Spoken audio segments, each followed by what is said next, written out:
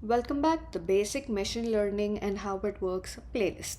Here, we are not just throwing algorithms at you, we are breaking them down, understanding how they work, why they work, and where to apply them in your real life. Each video will start with a simple explanation of machine learning concepts, use easy examples you can relate to, and show you how to apply the ideas step by step without the overwhelming jargon. Whether you're just starting out, brushing them your basics, or trying to build real intuition behind machine learning models, this series is designed to make learning effortless and engaging and applicable. Let's make machine learning simple, fun, and powerful together. So, what exactly is machine learning? We consider it to be a collection of tools and techniques that transform the data into decisions by making classifications like whether or not someone will love a movie or quantitative predictions like how tall someone is. So with machine learning is all about two things, that we can use it to classify things and we can use it to make quantitative predictions. So when we use machine learning to classify things, we call it classification. And when make quantitative predictions, we call it regression. So let's get started by talking about the main ideas of how machine learning is used for classification. So we let's consider a problem statement where we have a big pile of data and we want to use it to make classification. For example, we meet this person and want to classify them as someone who will like our YouTube channel or not, or someone who's interested in learning machine learning.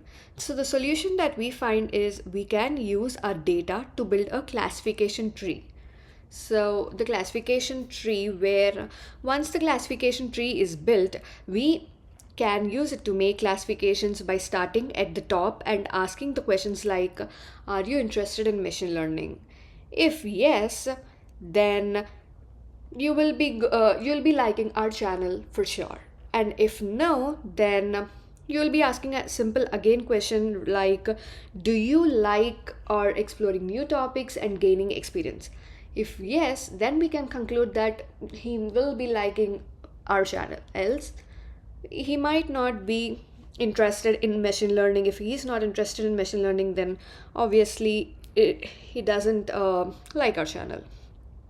So that's the main idea of classification. Now, let's move on to regression. So, the problem that we consider for regression is we have another pile of data and we want to use it to make quantitative predictions, which means that we want to use machine learning to do regression.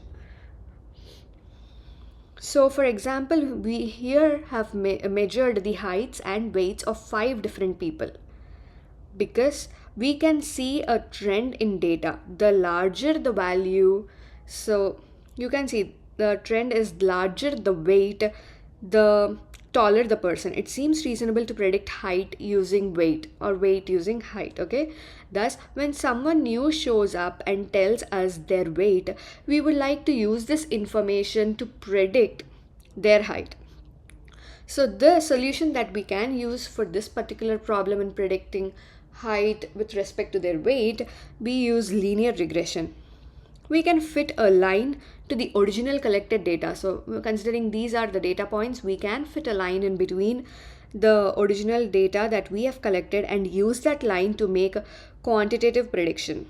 The line which goes up as the value for weight increases summarizes the trend we saw in the data. As a person weight increases, generally speaking, so their height does. So even the weight increases, even their height is also increasing. So now if you told me that this was your weight, then we could use the line to predict that this is your height, because there are lots of machine learning methods to choose from. Let's talk about how to pick the best one for our problem. So the problem is, as we learn, machine learning consists of a lot of different methods that allows us to make classification or quantitative predictions. Now, how do we choose which one to use? For example, we could use this line to predict height from weight, or we could also use something that actually follows or joins all the dots. Okay, so the solution that we can come up.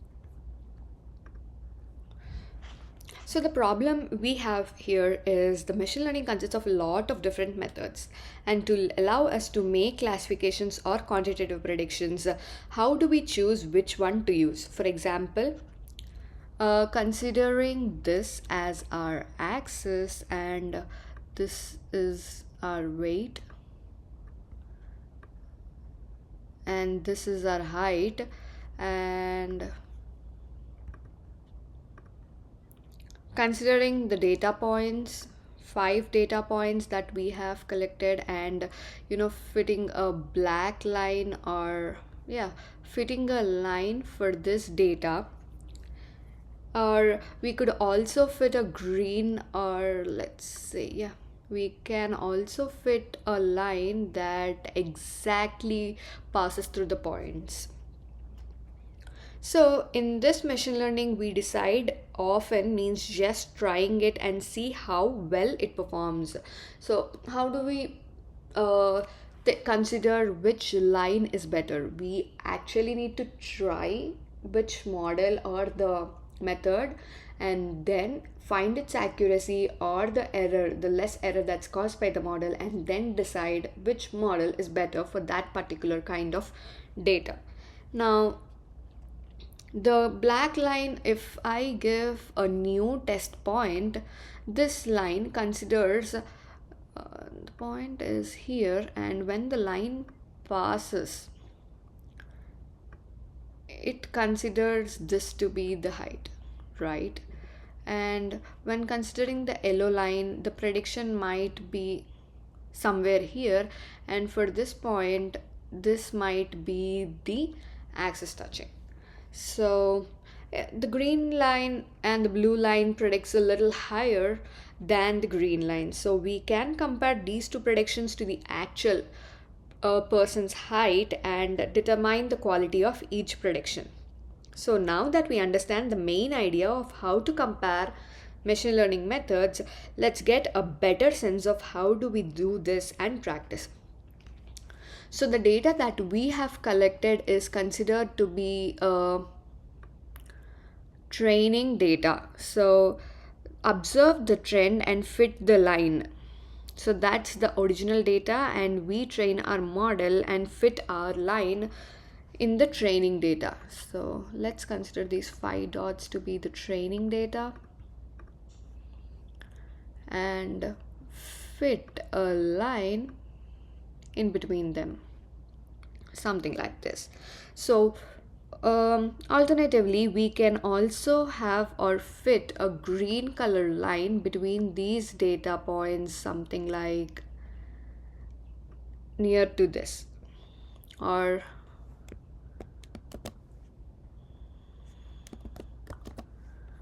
something that actually touches all the data points, right? So considering this green line fits better than our straight fitted line, but remember, the goal of machine learning is to make predictions. So we need a way to determine whether or if the orange line or the green line makes better predictions. So we collect more data. That is, let's consider this to be a training data, right? These blue points are considered as training data. So these blue points are considered to be the testing data, and we use the testing data to compare the predictions made by the orange line to the predictions made by the green line. So don't you wish we'd get a warning when a new terminology like training data and testing data is introduced? So from this point forward, look for the terminology alert also, okay? So now if the blue dots are the testing data, then we compare their observed heights to the heights predicted by the orange line and the green line. So now let's see what the orange line predicts. This is the axis, and let's consider our orange line. Okay.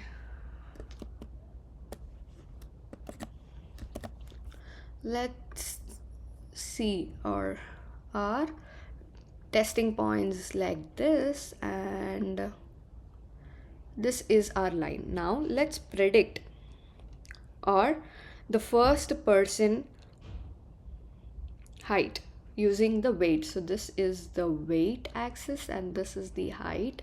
So we have the height data point. Now let's see. So this is the weight, and according to this line here is the person's weight, right?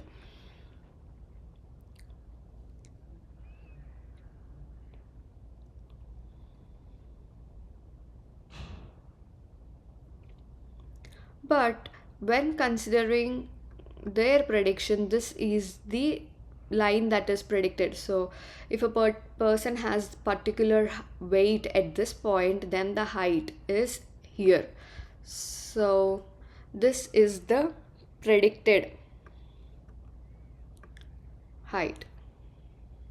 Okay, this point is the predicted height, which shows that the this is the original height. Okay, this is the original height, and the straight line or the orange line has predicted the person with this weight to be a slightly taller than the expected answer. Okay, likewise, so this is how we measure the gap between this actual value and the predicted value is considered to be error. So we measure the error between the observed and the predicted values in the testing data. So that is how we predict the error. Now let's do the same for the second person. This is for the first one.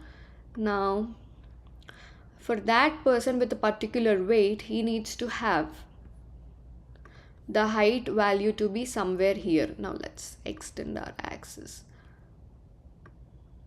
Okay, but according to the line or the straight line that our model is predicting,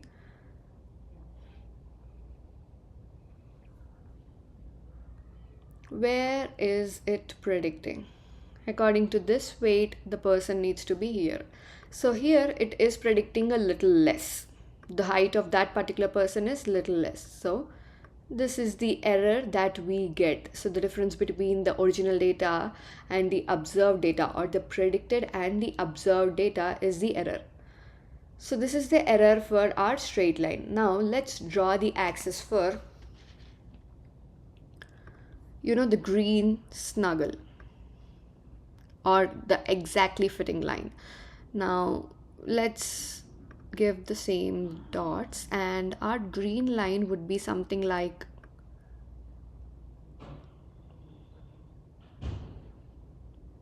this, right? Which exactly fitted our test training data. So according to us, what are the actual, this is weight, this is height.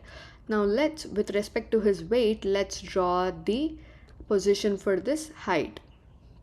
So this is the exact value or the actual height of that particular person. Now according to this green line, let's predict the height. So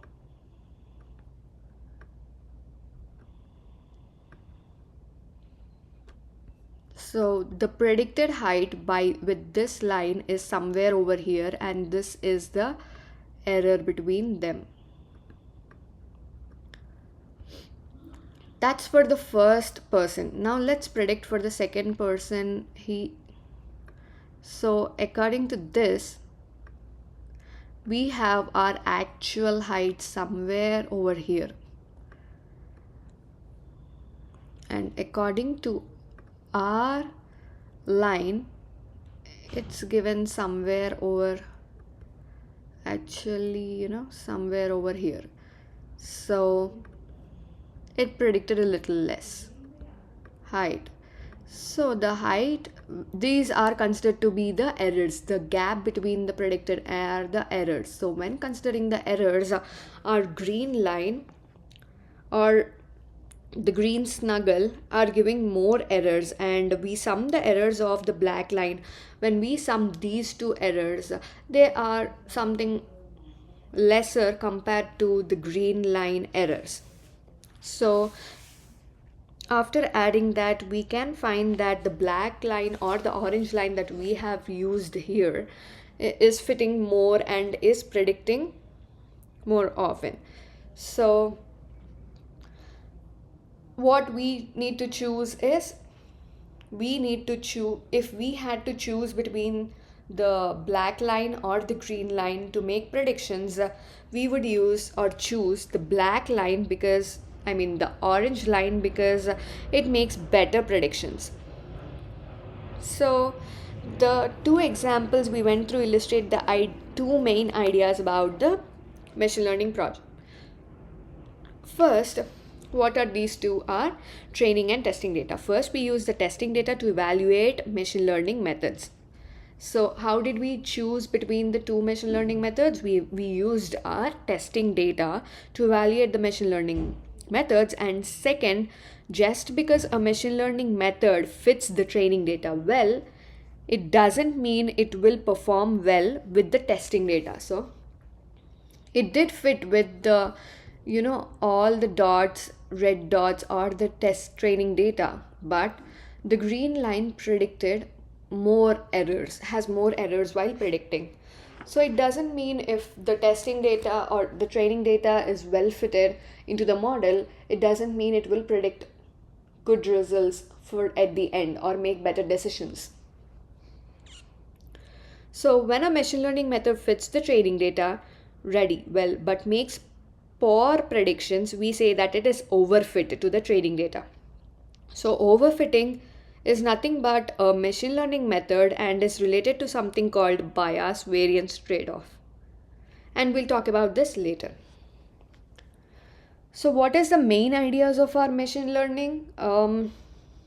Now, you may be wondering why we have started with a decision tree and a simple straight line and a green line instead of a deep learning convolutional network or something new fanciest machine learning methods. Okay, there are tons of fancy sounding machine learning methods like naive Bayes, classification trees, regression trees, support vector machines, and neural networks.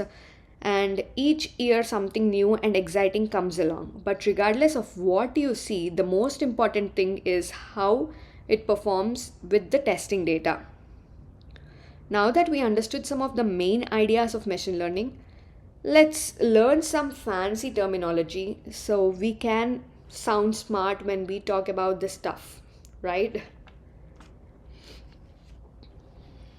So the weight and the height are considered to be the variables, but we can call this weight as a feature. And these are the types of variables. Height and weight are the types of variables, and weight can be called as a feature. Because our height predictions depend on our weight, this height is called as the dependent variable.